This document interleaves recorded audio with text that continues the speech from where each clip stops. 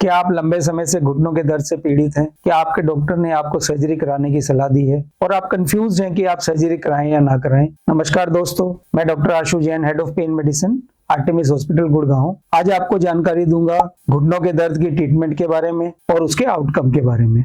सबसे इंपॉर्टेंट है अपने दर्द को समझना। घुटनों का दर्द प्राइमरली आर्थराइटिस की वजह से होता है। उसको दो कैटेगरी में डिवाइड करते हैं, एक ऑस्टियोआर्थराइटिस और एक रूमेटॉइड आर्थराइटिस। जो रूमेटॉइड आर्थराइटिस है वो एक प्रॉपर गठिया है जो इन्फ्लामेटरी डिजीज होता है, उसका इलाज रूमेटोलॉजिस्ट करते हैं। हम प्राइमरली आज बात करेंगे ऑस्टियोआर्थराइटिस के बारे में, जिसको सरल भाषा में घुटनों के कार्टिलेज का घिस जाना, घुटने के गद्दों का घिस जाना और घुटने के स्पेस के कम हो जाना ऑस्टियोआर्थराइटिस कहलाता है। और जो उसके हड्डियां हैं वो आपस में रगड़ खाने लगती हैं और वो पेन करती हैं, इसको ऑस्टियोआर्थराइटिस कहते हैं। ऑस्टियोआर्थराइटिस की ट्रीटमेंट में सबसे इंपॉर्टेंट बात जो समझने की है वो ये है कि ऑस्टियोआर्थराइटिस के ग्रेड्स होते हैं, ग्रेड 1 से ग्रेड 4। जो ग्रेड 1, 2 और 3 होता है उसमें घुटने के जोड़ का स्पेस कम हो जाता है क्योंकि उसका कार्टिलेज डैमेज हो जाता है और जो उसकी बोन्स हैं जो ज्वाइंट को बनाती हैं वो एक दूसरे से रगड़ खाने लगती हैं और उससे दर्द होता है। पर अब ग्रेड 3 तक अच्छी बात यह है कि घुटने टेढ़े नहीं होते, उनमें डिफॉर्मिटी नहीं होती। जो ग्रेड 4 है उसमें ज्वाइंट बिल्कुल खत्म हो जाता है, बोन एक दूसरे से बिल्कुल चिपक जाती हैं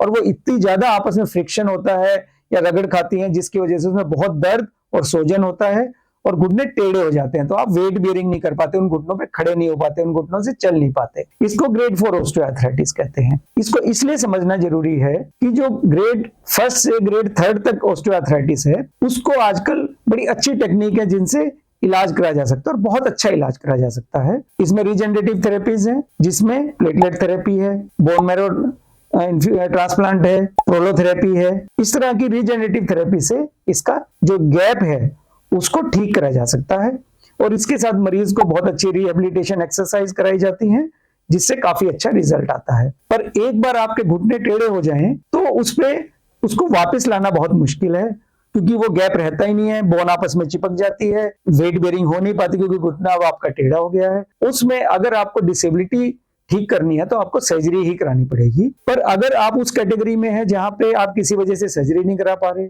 या आप सर्जरी कराना नहीं चाहते तो उस केस में हम आपको दर्द से निजात दिला सकते हैं। बहुत ही अत्याधुनिक टेक्निक है जिसको cool radio frequency of knee joint बोलते हैं। इसमें हम दर्द का इलाज करते हैं इंटरवेंशन से और जो घुटनों का दर्द है वो 70 to 90% कम हो जाता है और उसके बाद आपको डिफॉर्मिटी करेक्शन ब्रेसिस दे दी जाती हैं जिनको ऑस्टियोआर्थराइटिस ब्रेसिस बोलते हैं। तो अगर आप अपनी जिंदगी में बेड पे आ गए हैं, बिल्कुल भी चल नहीं पा रहे हैं और किसी वजह से इलाज नहीं करवा पा रहे हैं, घुटनों की सर्जरी नहीं करा पा रहे हैं, तो इस तरह से आपको सपोर्टिव ट्रीटमेंट देके at least day to day activity के लायक बनाया जा सकता है। तो सबसे इंपॉर्टेंट बात यह है कि आप अपने घुटनों के दर्द में जल्दी अपने डॉक्टर को कांटेक्ट करें ताकि ग्रेड 3 तक उनकी ट्रीटमेंट करके डिजीज को रिवर्स करा जा सके और सर्जरी से बचा जा सके। अगर आप इस तरह के किसी लंबे समय के घुटनों के दर्द से पीड़ित हैं और उसका इलाज चाहते हैं तो नीचे लिखे हमारे नंबर पर अपनी रिपोर्ट भेजें या कांटेक्ट करें। हमारे YouTube चैनल को सब्सक्राइब करें और बेल आइकन प्रेस करें ताकि हम इस तरह के लंबे समय के दर्दों के बारे में आपको लेटेस्ट जानकारी देते रहें और उसे बचने के उपाय और ट्रीटमेंट के उपाय बताते रहें।